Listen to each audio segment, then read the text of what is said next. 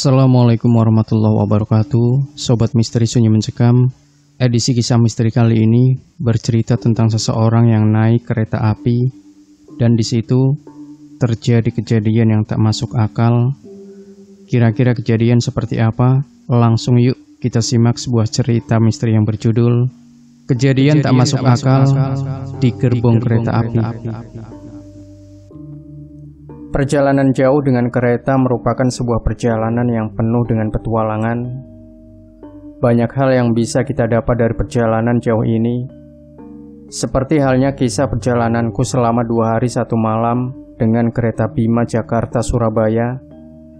Perjalanan kali ini seperti halnya perjalanan-perjalanan sebelumnya. Tak pernah kusia-siakan hanya dengan melihat-lihat pemandangan lewat jendela ataupun tertidur sepanjang perjalanan. Ada suatu hal yang biasa kulakukan untuk mengisi perjalanan dengan kereta api, yaitu dengan mengobrol. Mengobrol merupakan cara yang ampuh untuk mengusir rasa bosan dan juga baik untuk kesehatan, terutama otot-otot muka, guna menjaga keremajaan kulit dan elastisitasnya. Mengobrol hanya membutuhkan sedikit energi dengan sedikit cemilan dan sebotol soft drink. Lengkap sudah fasilitas untuk memulai suatu obrolan. Sudah 30 menit berlalu semenjak aku terduduk sendiri di bangku nomor 14 gerbong ketiga. Kulihat bangku nomor 15 yang terletak di sebelahku belum juga terisi penumpang. Dan juga bangku nomor 13 dan 12 yang terletak di hadapanku kosong sama sekali. Kalau begini, gimana aku bisa dapat teman ngobrol? Ting, teng, ting, teng. 5 menit lagi, kereta Bima akan segera diberangkatkan. Begitu bunyi pengumuman dari petugas stasiun, kereta mulai penuh oleh para penumpang. Semua bangku telah terisi, kecuali 3 buah bangku yang ada di dekatku, tak juga ada yang menempati. Sudah 40 menit aku menunggu teman seperjalananku. Namun mungkin takdir berkata lain.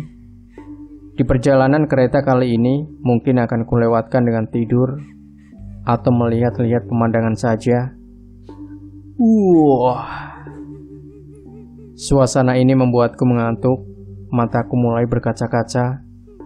Tak terasa aku pun terlelap untuk beberapa waktu. Roeng. Hah, bunyi apa itu? Aku tersentak dan bangun dari tidurku. Oh, rupanya bunyi yang melengking itu hanyalah bunyi bertanda kereta akan segera diberangkatkan. Kereta pun mulai berangkat. Lagi-lagi meliuk-liukan tubuhku, mencoba melemaskan semua otot-otot yang tadi kaku karena kugunakan tidur dalam keadaan duduk. Kini ngantukku serasa hilang dalam sekejap oleh getaran-getaran berirama yang ditimbulkan oleh roda-roda kereta. Kuperhatikan sekelilingku, tampaknya bangku nomor 12 dan 13 yang ada di hadapanku, serta bangku nomor 15 yang terletak di sampingku memang tak ada yang menempatinya, atau memang tak ada yang mau mendudukinya. Masa bodoh.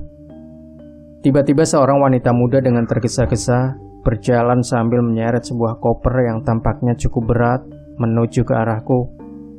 Dia tampaknya butuh pertolongan. Pak kondektur pun menghampirinya. Anda butuh pertolongan, Nyonya? Tegurnya dengan sopan. Iya Pak, tolong saya Pak, ujar Nyonya itu dengan nada setengah panik. Maaf Nyonya, bisa tolong tunjukkan tiket Anda? Ujar sang kondektur. Ini Pak, saya duduk di bangku nomor 13. Jawabnya dengan nafas terengah-engah. Oh, bangku nomor 13 ada di sebelah sini Nyonya. Silakan, Anda bisa duduk dan tenangkan diri Anda terlebih dahulu, ujarnya memotong pembicaraan mereka. Pak kondektur, anak saya Pak. Anak saya hilang di kereta ini, ujar Nyonya itu yang tampaknya tak menghiraukan perkataanku.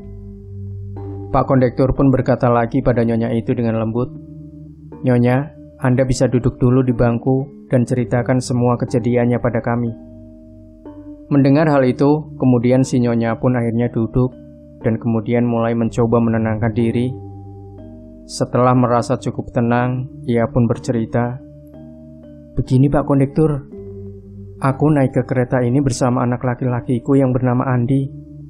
Ketika kami tiba di stasiun, kereta hampir saja berangkat.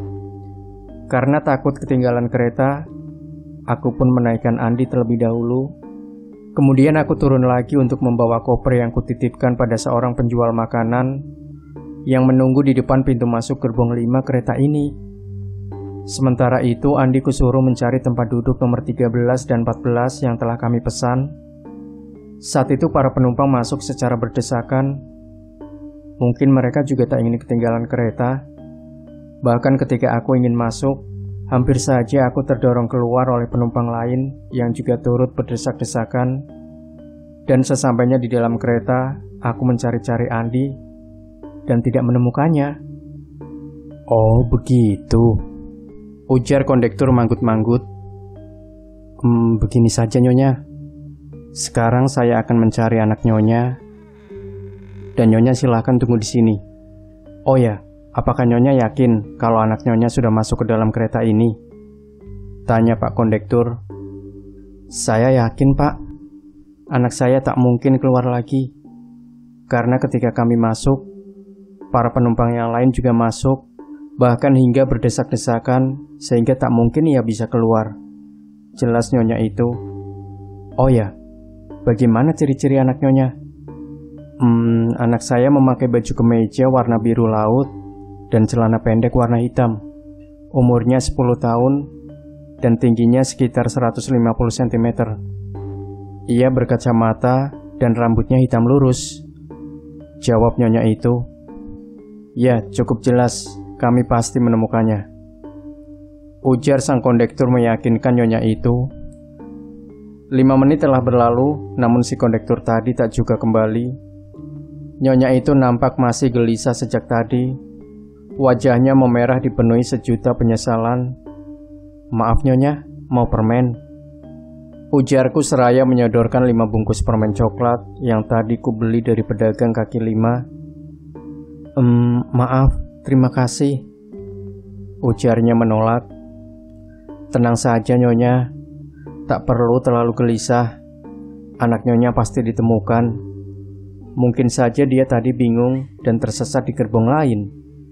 Kereta ini kan hanya terdiri dari beberapa gerbong, dan anak Nyonya tak mungkin akan jauh-jauh pula dari sini. Ujarku mencoba menenangkannya. Oh ya, tujuan Nyonya mau kemana? Saya mau ke Surabaya, ke rumah kakak ipar saya untuk mengabarkan suatu hal. Jawab Nyonya itu. Lalu suami Anda? Dia baru saja wafat 3 hari yang lalu. Oh, maaf Nyonya. Saya turut berduka cita atas wafatnya suami Nyonya. Waktu pun telah berlalu 2 jam lamanya. Hari kini mulai beranjak sore. Kereta api 8 gerbong yang kini kunaiki mulai menembus senja. Obrolanku dengan Nyonya ini semakin menarik saja. Dan nampaknya si Nyonya mulai melupakan anaknya yang belum juga ditemukan. Saat ini aku mulai tahu banyak tentang Nyonya itu. Ternyata yang duduk di bangku nomor 12 adalah anaknya, dan yang duduk di bangku nomor 15 yang ada di sebelahku adalah suaminya yang kini telah wafat semenjak 3 hari yang lalu. Suaminya adalah seorang polisi lokal. Ia wafat karena tertembak ketika terjadi baku tembak dengan para perampok bank 3 hari yang lalu. Semula mereka bertiga memang hendak liburan ke rumah nenek, anak semata wayangnya di Surabaya. Kematian sang ayah pada mulanya membuat rencana kepergian si Nyonya dibatalkan.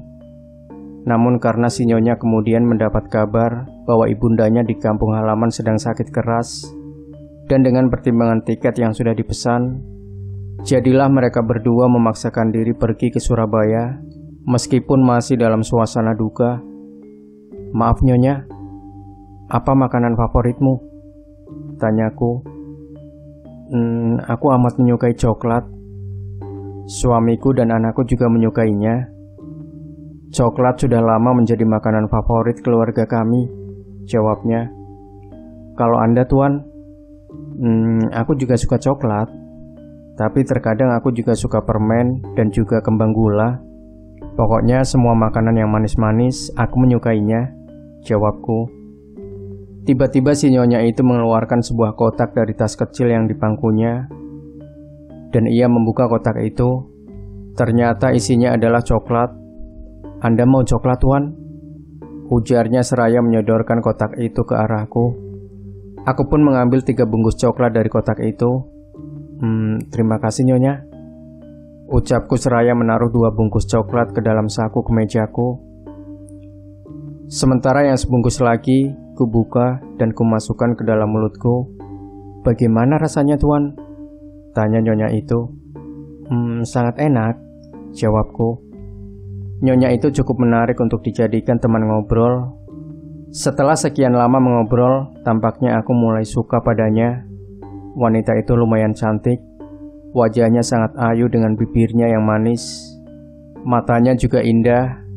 Rambutnya tergerai lurus sepinggang. Lama-lama aku merasa tertarik kepadanya. Hatiku mulai bertanya-tanya, apakah aku telah jatuh cinta? Dalam sekejap kami menjadi lebih akrab. Rupanya si nyonya itu juga suka mengobrol sepertiku. Kami pun melanjutkan obrolan kami hingga lupa waktu. Sejam kemudian, Pak Kondektur datang mengantarkan seorang anak berambut lurus dan berkacamata. "Oh, anakku." Si nyonya sejenak tersentak melihat anaknya, lalu memeluknya sambil meneteskan air mata. Ia baru ingat bahwa anaknya telah hilang di kereta beberapa jam yang lalu. Dengan perasaan bersalah, ia pun memeluk anaknya erat-erat sambil menangis. Aku dan Pak Kondektur hanya bisa memandang kedua anak dan ibu itu sambil tersenyum lega. Setelah itu si nyonya itu pun kemudian berterima kasih kepada Pak Kondektur. "Maaf Nyonya, kami terlalu lama menemukan anak Anda. Tampaknya anak Anda tersesat di kereta ini dan kelelahan. Lalu ia pun tertidur di dekat tumpukan barang di pojok gerbong 8. Tadinya kami tak mengira anak itu bersembunyi di sana. Namun setelah kami berpikir bahwa tak ada salahnya memeriksa tumpukan barang, kami pun memeriksanya dan berhasil menemukan anak Nyonya ini." Jelas Pak Kondektur. "Tak apa-apa Pak Kondektur. Yang penting saat ini anakku sudah ditemukan. Terima kasih Pak." "Saya ucapkan beribu-ribu terima kasih," ujar nyonya itu. "Tak apa Nyonya, itu memang sudah tugas kami," ujar Pak Kondektur. Tak lama kemudian, suasana pun kembali tenang. Sang anak sudah duduk di bangkunya dan si nyonya kembali melanjutkan obrolannya denganku. Kami pun mengobrol cukup lama dan kuperhatikan selama kami mengobrol, anak nyonya itu menatap tajam ke arahku. Aku jadi sedikit salah tingkah.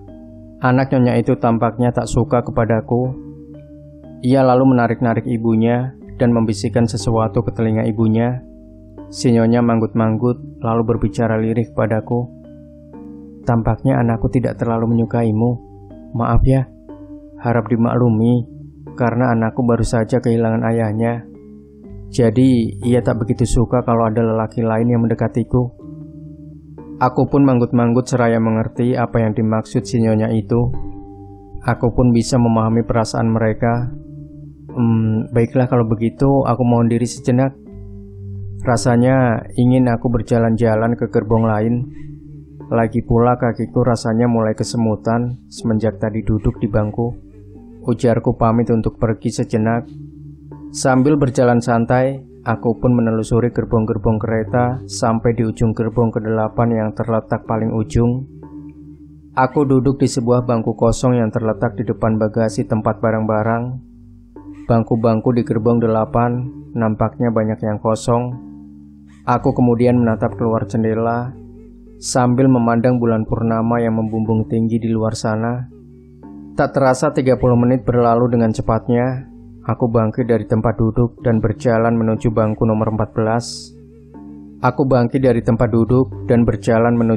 nomor 14. Tempat dudukku yang semula. Mungkin si anak tadi sudah lelap tertidur, dan aku pun bisa ngobrol lagi dengan si nyonya tadi, pikirku. Namun sesampainya di bangku yang ada hanya anak tadi yang masih terjaga. Kemudian aku pun duduk dan memberanikan diri bertanya kepada anak itu. "Nak, di mana ibumu? Mau apa kamu mencari-cari ibuku? Lagi pula apa urusanmu menanyakan di mana ia berada? Toh kamu kan bukan ayahku, ucapnya kasar. Hatiku bergetar mendengar perkataan anak kecil itu. Sesaat aku menganggap anak ini kurang ajar, tapi mungkin ada benarnya juga. Walaupun aku suka kepada ibunya, tapi kan ia sudah berkeluarga, dan sulit bagi sebuah keluarga untuk dengan mudah kehilangan salah satu anggota keluarga yang dicintainya, maupun dimasuki oleh orang yang baru mereka kenal. Aku dan anak itu pun terdiam beberapa lama, kemudian anak itu tertidur pulas. Aku pun mulai mengantuk karena semenjak tadi hanya dia mengunci mulut. Akhirnya aku pun memejamkan mata dan tertidur pulas. Beberapa saat kemudian, terdengar lagi olehku deru roda-roda kereta yang berirama. Aku pun mulai membuka mataku lagi.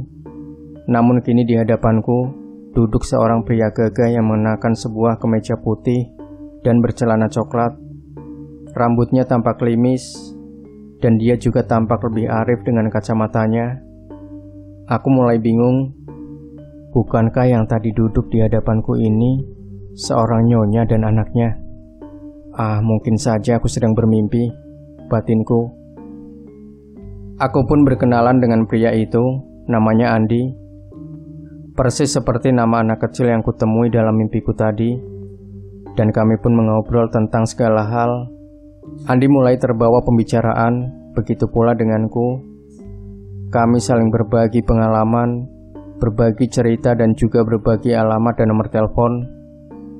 Oh ya Tuan, maukah engkau kuceritakan sebuah kisah menarik saat aku berumur 10 tahun? Tanya Andi. Oh tentu saja, jawabku. Baiklah, akan kuceritakan. Andi pun bercerita tentang pengalamannya ketika ia berusia 10 tahun. Ketika itu ia tersesat di gerbong kereta dan tidur di bagasi barang.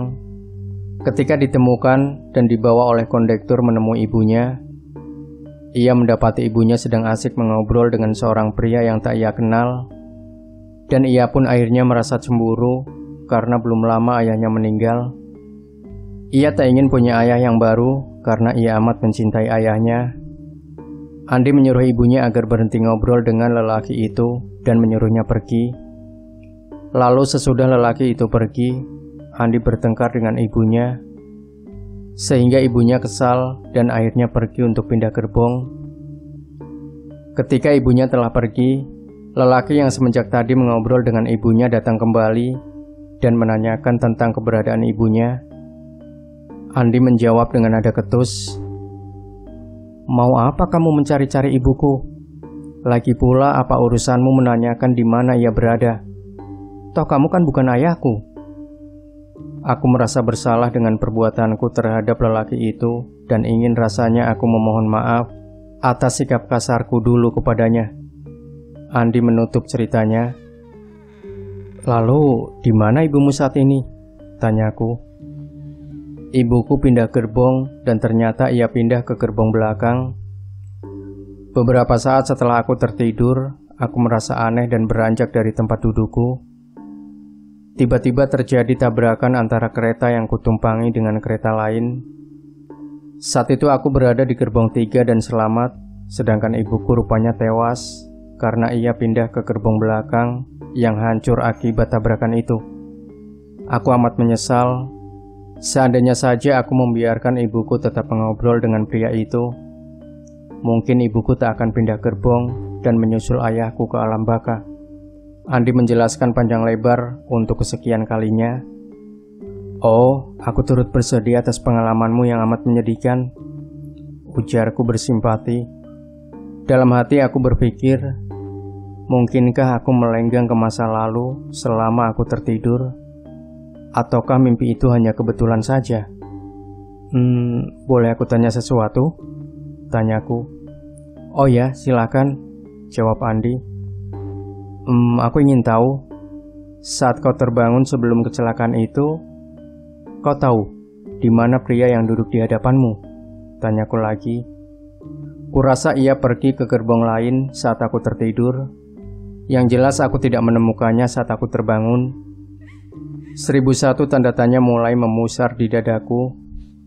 Apakah benar pria yang ada di masa lalu itu adalah aku? Sesaat aku masih ingat senyuman Nyonya yang tadi duduk di bangku nomor 13 dan mengobrol denganku sambil menunggu anaknya ditemukan. Hatiku mulai gundah. Tak mungkin ini suatu kebetulan, tapi bagaimana bisa? Maaf Tuan, apa kau suka berjalan-jalan dengan kereta? Andi tiba-tiba memotong lamunanku. Iya, tentu saja, jawabku gugup. Selama hidupku aku merasa dihantui perasaan bersalah terhadap pria yang kucaci maki 10 tahun lalu. Setiap aku bepergian naik kereta, aku selalu memesan bangku nomor 13, tempat dahulu ibuku duduk sebelum ia pergi untuk selama-lamanya. Dan aku juga selalu menceritakan kisah ini kepada setiap orang yang duduk di bangku nomor 12, 14, dan 15. Aku juga selalu berpesan kepada semua orang yang kuceritakan tentang kisah ini untuk menyampaikan permohonan maafku yang besar-besarnya untuk pria yang 10 tahun lalu kucaci maki. Ibu dan ayahku di sana pasti tak suka memaafkanku jikalau permohonan maaf ini tak sampai kepada pria itu. Maukah Tuan membantuku? Pinta Andi. Baiklah, aku akan membantumu. Dan aku yakin pria itu pasti sudah memaafkanmu, karena dulu umurmu kan masih 10 tahun, ujarku menghibur Andi. Saat ini pasti pria itu sudah berumur sekitar 40 tahun, dan mungkin dia udah punya istri dan anak, ujar Andi. Kereta pun terus melaju, hingga akhirnya tiba di kota Surabaya. Aku dan Andi pun turun di salah satu stasiun di kota pahlawan itu.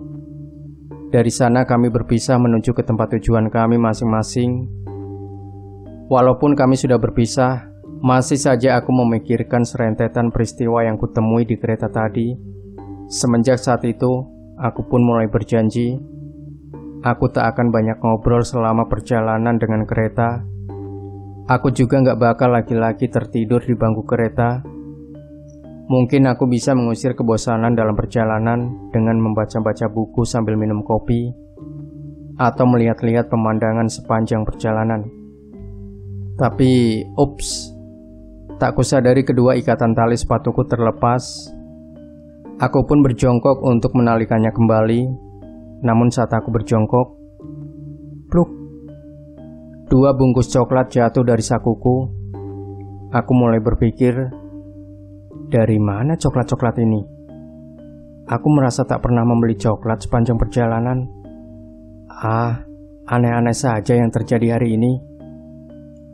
Aku tak habis pikir, permen pemberian dari Nyonya itu ternyata masih ada dalam sakuku. Demikian Sobat Misteri Sunyi Mencekam, tinggalkan komentar Anda, like, share video ini, subscribe channel Sunyi Mencekam, dan nantikan kembali cerita-cerita misteri terbaru dari kami. Wassalamualaikum warahmatullahi wabarakatuh.